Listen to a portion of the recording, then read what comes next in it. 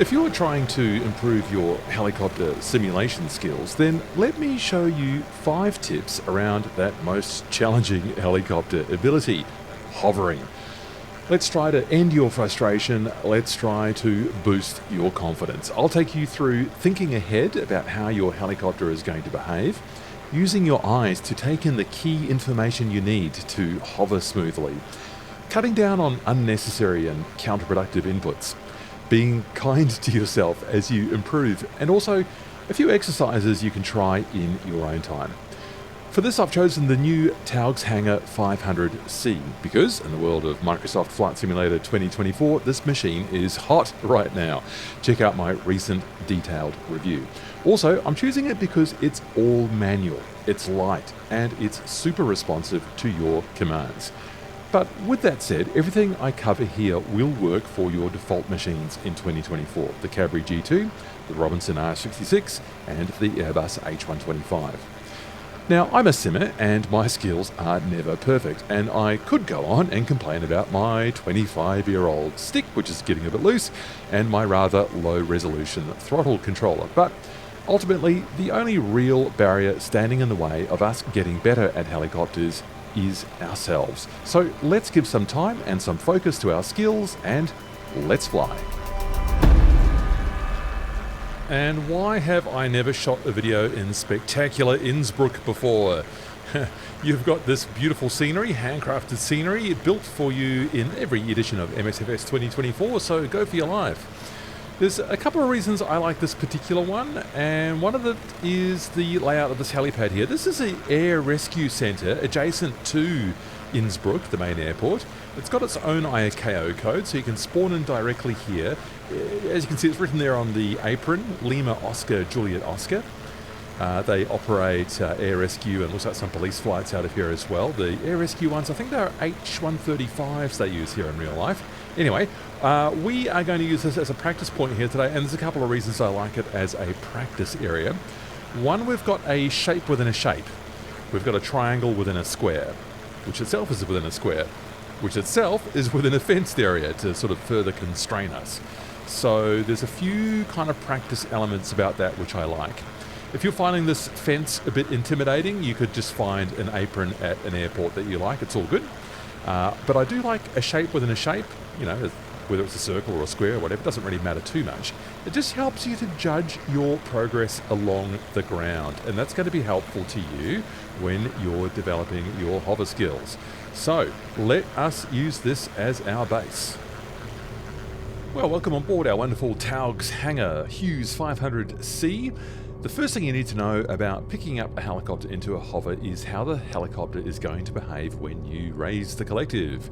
And because the 500C has, like most American-made helicopters, a counterclockwise rotating main rotor when viewed from above, it's going to mean that the nose, because of the torque effect, is going to want to move to the right when we pick up. And so we balance that then with some left pedal. If you are not using pedals, you are absolutely entitled to use the tail rotor assist function in MSFS 2024. No shame in that. Make it easy for yourself, one thing at a time. If you don't have rudder pedals, then use the tail rotor assist. No problem there. So I've got pedals, so as you can see on the input viewer there, that input viewer is available for you to download for free from flightsim.to. There is a link in this video description. I have got a certain amount of left pedal in there. I think that might be right. Now the cyclic position. There's a neutral cyclic position there. That is not what we want for the 500C. What is realistic for the 500C is having a stick position about 1/3 of the way back or forward from full aft. So about here. And that's realistic for the 500C. That's where the stick needs to be when you lift up this helicopter in real life. The third thing, the torque. We are aware that the torque, with a neutral default load like this, the helicopter is going to become light at about 26 or 28 psi, and it's going to float up off the pad at about 30 psi torque. So we can have all of those things in mind as we apply the collective. Now, If you're flying one of the default MSFS 2024 helicopters, I do have another video which goes through some of the pedal and cyclic settings for those ones, the R66, the H125 and the Cabri G2, and so there's the link for that one now for you to check that one out. Alright, so let's do this thing. Let's get that head tracking on and reset that. Okay, how are we there? That looks good. So let's start to raise the collective.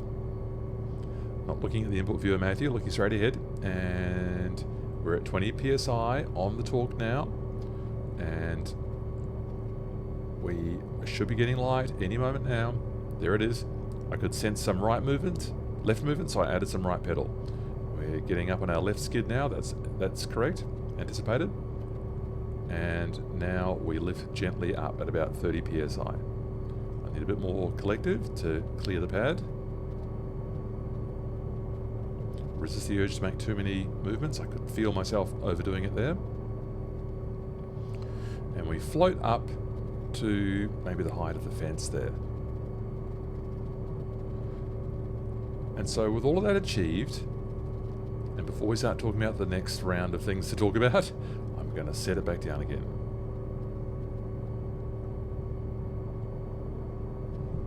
Gentle reduction on torque, or collective, so the torque goes down, and then we make contact with the ground and we reduce the collective all the way. Something else I was doing there was I had the weight of my hand and my arm on the base of my stick. And maybe if you've got a higher end stick, and it's mounted lower down, maybe you could have the weight of your arm on your leg. That'd be great. In my case, with this desktop setup here, I can put the weight of my arm onto the base of the stick. That's going to prevent the weight of my arm going into the stick, and therefore hopefully reduce the incidence of, you know, death grip or overly heavy inputs going into the stick like that. So keeping some of the weight, if you can, off the stick. In this case, with the weight of my arm onto the base of the joystick, so that I can just move the cyclic like what I'm demonstrating to you right now. That's how I've done that. Alright, now let's talk about where we look. So step 2, let's get this thing up in the air again. So 20 psi, passing and bringing it up. Whoa, now we're moving to the left, so make sure we're going to counteract that. Cyclic may not have been in the perfect position there, but we've recovered. Pedal position was good. Fore and aft position on the cyclic, not bad. That's good. Okay, so where do we look? This is really quite hard to teach. You might have heard helicopter pilots talk about a soft gaze. So what does a soft gaze mean? It means we are not focusing on any one thing in particular. Now, I'm aware of the triangle of the helipad moving underneath me, but I'm not staring at it. I'm using a soft gaze out the front, sort of towards those trees and the top of the fence. And that soft gaze, it takes in a bit of an angle there. It takes in the fact that we are hanging left skid low. Tells me a bit about the attitude of the helicopter. Just finding it a little bit difficult to get the collective position exactly right, so I'm riding it slightly. My throttle's reasonably low resolution. It's quite hard to make very fine adjustments, but I'm doing my best. We start to take in things like the position of the trees and the fence against elements of our cockpit, the join in the windscreen up front. That helps me to have a bit of an unconscious judgment on the fore and aft pitch of the machine. And the position, let's say, of the distant trees against where the compass is on the top of the console stack there. Still making a few too many movements there. Trying to relax that a little bit more, and then what do you know, it actually becomes an even more stable hover. Drifting backwards, one gentle movement forwards. Try and keep everything slow, gentle, consistent, whilst maintaining a soft gaze. We don't want to stare at the features on the helipad. I'm taking them in with my peripheral vision, or I get a sense of my movement fore and aft across the pad just by seeing those white lines slide up and down in the field of view. Like, I can just simulate it by just allowing it to pitch forward here a bit. You can see that I can rescue it again by coming back and cancelling out that movement that I just made, whilst more or less maintaining the attitude of the helicopter in relation to the trees and the position of the compass, let's say, against the distant trees. That's the soft gaze. It's not focusing hard on one thing in particular. It's allowing all of these features to enter the sensory inputs in our brain so that we can observe, analyze, and take action. And the third thing I want to talk about is the thing that I struggle with probably the most, and that is making smaller and fewer movements on the cyclic. Concentrating now on barely trying to move that cyclic at all. It's easy to chase around corrections on the cyclic like a cat chasing a laser. Don't be the cat chasing the laser pointer. Be very slow and deliberate. Maybe see if you can limit yourself to one correction every second on the cyclic. I'm doing okay now, and I'm pitching forward. I need to pitch back and then cancel that with another movement forward, and I'm just getting a little oscillation there. Just letting it drift back again so I can see the triangle. There we go.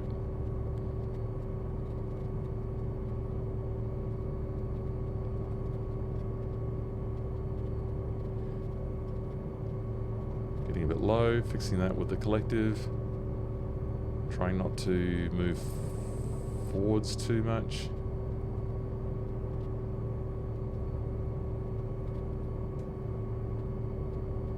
And just keeping that focus on slowing down those movements. A gentle squeeze in the direction that you want to go, and then anticipating the end of the correction before you need to make it. So, okay, we're drifting backwards now. I know I'm going to need to pitch down to cancel that, but then I know I need to pitch up again so that I don't start moving forward. So I cancel out the correction before I start drifting in the opposite of the direction that I want to. Fewer movements, smaller movements, smoother movements, whilst maintaining our soft gaze the entire time. Okay, give yourself a rest. Don't be just doing the same thing the whole time. Maybe you need to shake your arms out a bit, stretch those arms out a bit, and give yourself a rest. If you are just only focusing one thing for too long, maybe you're just going to get a bit tired and frustrated. We don't want that. Don't be making yourself angry with yourself. Be kind to yourself. Let's just do a circuit here. I think in real life twin engine operations would just be doing a straight lift kind of back, about 100, 200 feet.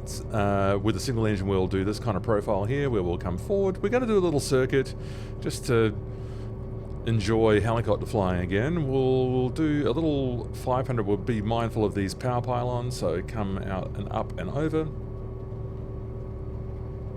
There we go, we're above them now, and we will pitch down, keep our speed up, and we'll follow the river, and we'll do a run back down onto the pad, which I'm now looking at down there. So just to free ourselves up, take a breath. Yeah, breathe. Remember to breathe when you're doing these operations. So very easy to build up a lot of tension in your body. So just those 3 deep breaths. Maybe if you don't want to do what I'm doing now and take a little circuit just to enjoy the scenery a bit, maybe at least put the helicopter back down on the ground. Shake that tension out of your arms. Take 3 deep breaths and get yourself going again. Now, let's see how I go with this approach. I'm using that big red and white pylon. and I'll follow the line back in towards the pad. So I'm using fore and aft on the cyclic to control my speed, and I'm pointing to it there. There's the pad. I will lower collective now to sort of reduce the plane of attack down onto the pad, and lifting the cyclic to reduce the speed. As I add collective there, because you need to aim slightly past the pad when you get to about this point, so you don't lose too much energy, like kind of what I just did there. See, we've stalled it really. That was not quite perfect, but we will just let us come down onto the pad, or above it, and continue with our hover. That's where we were before. But give yourself a break. Be kind to yourself. And when you're ready to start looking at your hover practice again, start throwing in some little exercises here. So one thing you can do is, within the bounds of our square here, try something like 90-degree turns to the left while staying within the bounds of the square. Getting a little bit high there. Now I'm getting a little bit low. The collective is kind of sensitive. Come over here, please. There you go. Keep the same point. Now, another 90-degree turn. Do 90-degree turns one at a time. I've got winds calm right now just to help get me started, but then when you are making progress, take up the winds to 5 knots. No gusts. Take up a nice steady wind to 5 knots. And then see how that changes your cyclic orientation. The cyclic will need to go more into the wind. One more 90-degree turn to the left. And remember to do the ones to the right as well. Also remember that when we add torque into the tail rotor with our left pedal turns, we'll be taking it away from the main rotor system. And we might need a little bit more collective there to avoid us tapping the ground.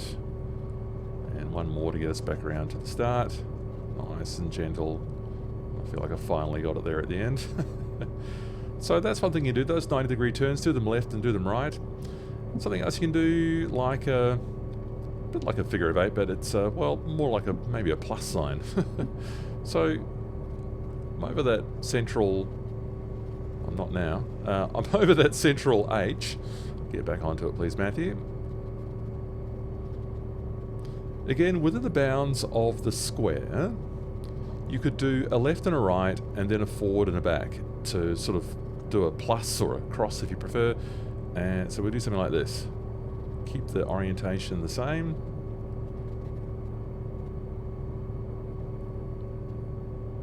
Not very smooth, Matthew, but and then one over here as well. Anticipating, and then bringing us back into the center.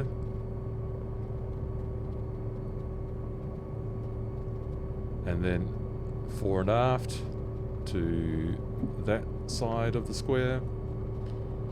Lost a bit of collective there, and then back. Lost a bit of height, so I had to add collective is what I meant to say. I'm not doing the smoothest job here, but this is why we practice. Just bear in mind that we've got a bit of a tail clearance issue there, so I won't go any further back than that. And then back to the center again. So we've just like done that sort of plus or cross kind of orientation. Other things you can do is follow the outline of the square. So essentially doing a 90-degree turn, but with a slow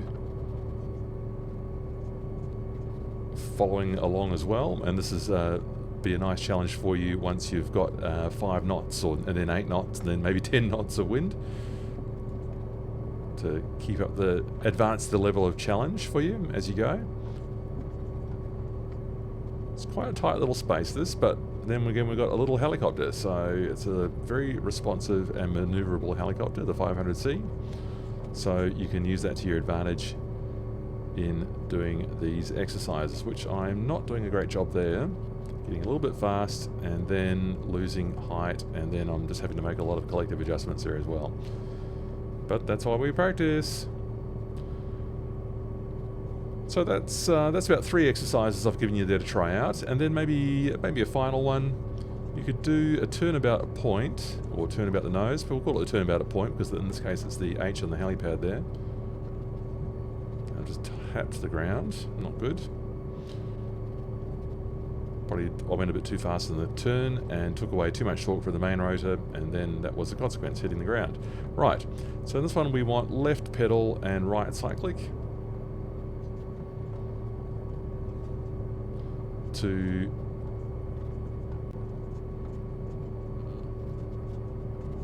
a little bit faster there, Matthew, and to follow the circle there. And so you could do those in both directions.